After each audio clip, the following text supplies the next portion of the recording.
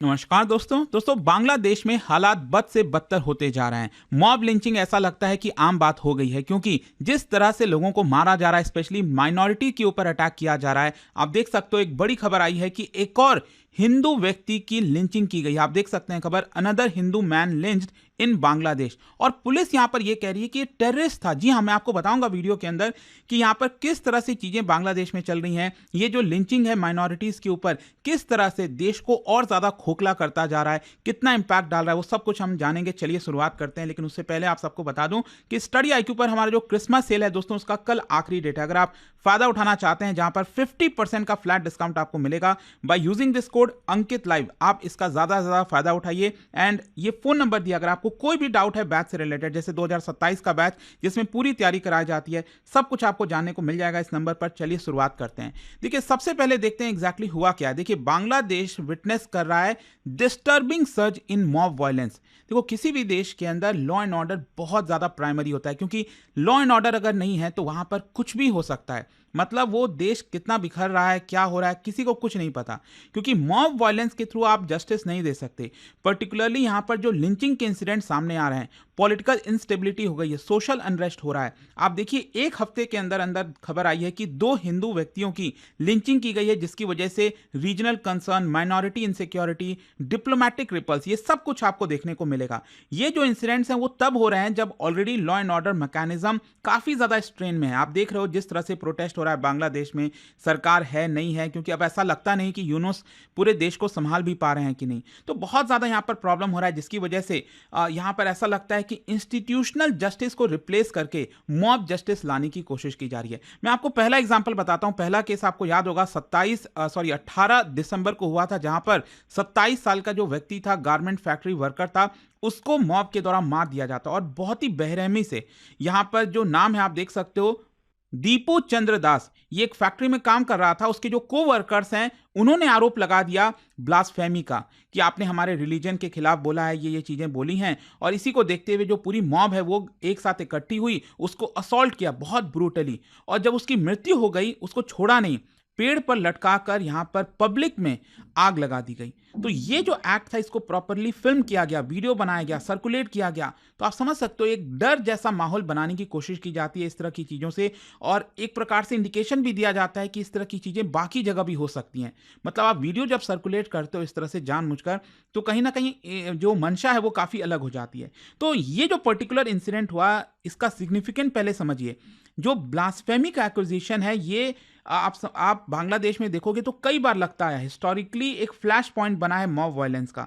जो publicly body को burn किया गया, ये बहुत ज्यादा ब्रुटैलिटी को दिखाता है। और कहीं ना कहीं इसी की वजह से जो रिलीजियस माइनॉरिटीज हैं पूरे देश में, बांग्लादेश के अंदर स्पेशली हिंदूज, उनके अंदर जो है एक डर का माहौल जैसा क्रिएट किया। तो एक तो ये हुआ, और यही डर था कि कहीं ना कहीं इस तरह की चीजें क्या वापस से होंगी, और यही देखने को मिला सेकंड वाले केस में। कल पता चलता है कि यहां पर एक और हिंदू व्यक्ति, जिसका नाम है अमृत मोंडाल, और बताया जा रहा है कि 24 और 25 दिसंबर की रात को यहां पर मॉब लिंचिंग के थ्रू उसको मार दिया जाता है। जो विलेजर्स हैं, उन्होंने कहा कि ये जो है ये बदमाशी कर रहा था, एक्सटॉर्शन कर रहा था, रॉबर था, ये एक तरह से चोरी कर रहा था, और इसी की वजह से जो पूरी भीड़ है उसको मार देती है। और जब पुलिस उसको इंटरवीन करके हॉस्पिटल ले जाती है, तो वहां पर उसकी बहुत ही शॉर्ट टर्म में मृत्यु हो जाती है। और कुछ घंटे के बाद बांग्लादेश की जो सरकार है वो क्या कहती है, इंटरिम गवर्नमेंट का ये कहना था कि इट्स अनफॉर्चुनेट। उन्होंने बस ये बोला कि जो इंसिडेंट था वो अनफॉर्चुनेट था, रादर देन यहां पर पकड़ना कि किसने ये किया है, गलत किया है,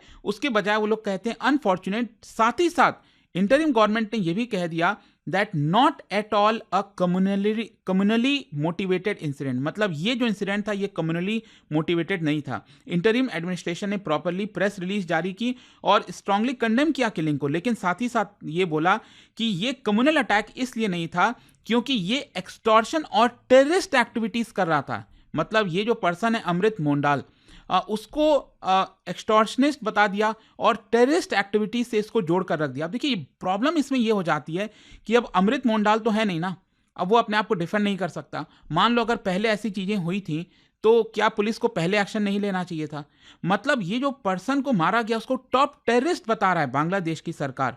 और ये कह रही है कि वहाँ पर विलेज में ये जो पर्सन है वो एक्सटॉर्शन करने आया था, पैसा उठाने आया था और जो लोकल लोग हैं वो यहाँ पर नाराज़ हो गए और भीड़ ने यहाँ पर उसको मार दिया। तो ये क्लेम इतना कंट्रोवर्शियल क्यों है? क्योंकि यहाँ पर ड्यू प्रोसेस नहीं है, इसका वॉयलेशन हुआ है। अगर एलिगेशन था भी, सच भी था, तो मॉब लिंचिंग तो इलीगल है अपने आप में। फिर साथ ही साथ यहाँ पर जो अथॉरिटीज़ हैं उनको इन्वेस्टिगेट करना चाहिए था, अरेस्ट करना चाहिए था, प्रोसिक्यूट करना चाहिए था, तो वो सब चीज़ें नहीं हुई। यहाँ पर जस्टिफिकेशन देना, वो भी डेथ के बाद, एक पर्सन की मृत्यु के बाद ये कह देना, बस ब्लेम लगा देना, ये कहां तक जस्टिस है? तो ये ड्यू प्रोसेस का पूरा पूरा वॉयलेशन है।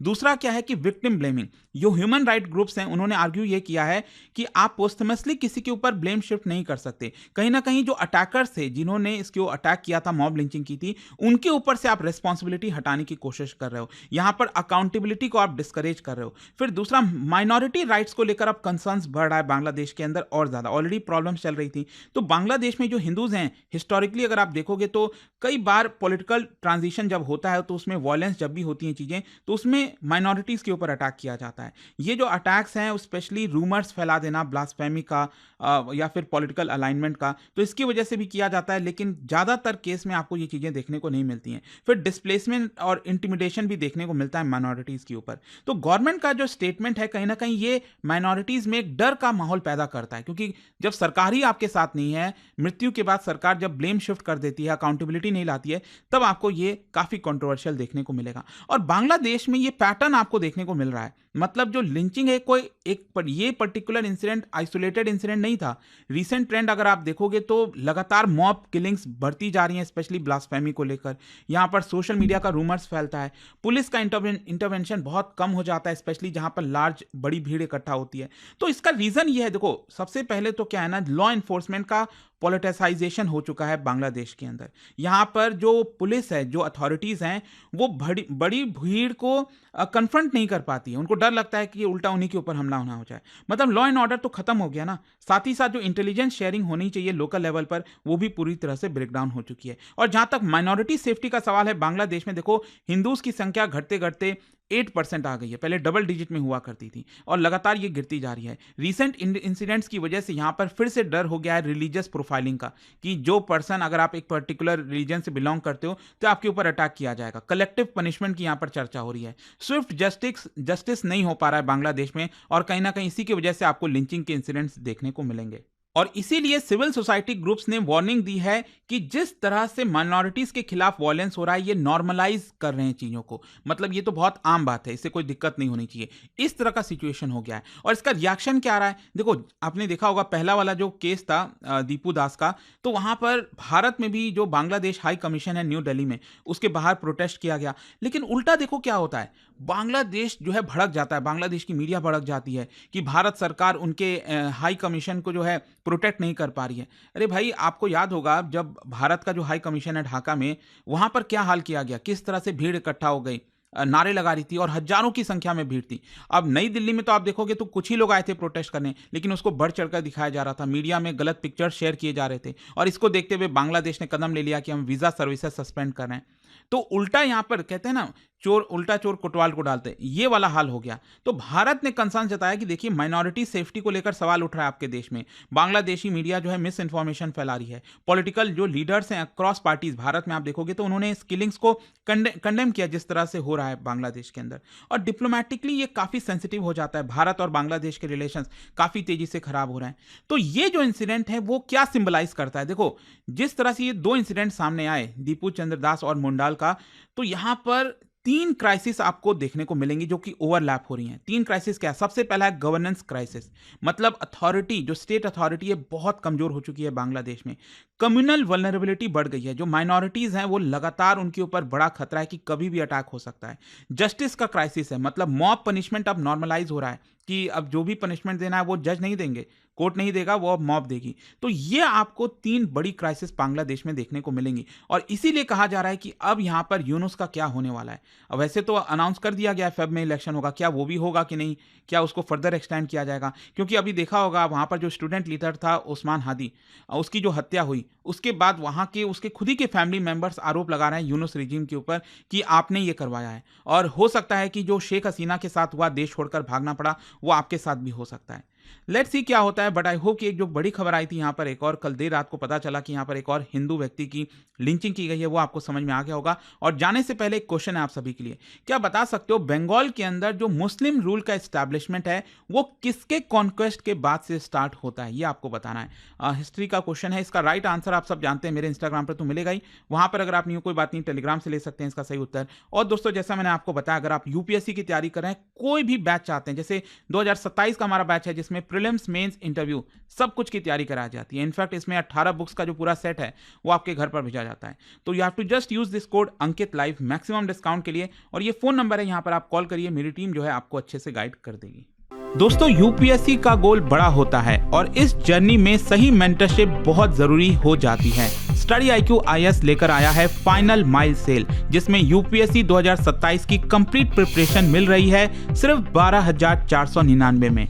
इस कोर्स में आपको मिलती है टॉप फैकल्टीज की गाइडेंस, प्रीलिम से लेकर इंटरव्यू तक full coverage, daily live evening classes, structured notes, previous year questions, test series और डेडिकेटेड मेंटरशिप। यानी एक एस्पिरेंट्स को जो भी चाहिए सब कुछ एक ही जगह। सीट्स लिमिटेड हैं, तो अगर आपका टारगेट है 2027, यह परफेक्ट टाइम है शुरुआत करने का। बस स्टडी IQ ऐप खोलो, P2I बैच सर्च करो और यूज करो code Ankit live ANKITLIVE for extra discount. And कोई भी अगर आपको डाउट हो तो इस फोन नंबर पर कॉल करिए, नंबर है 092400232393। मेरी टीम आपको अच्छे से गाइड कर देगी।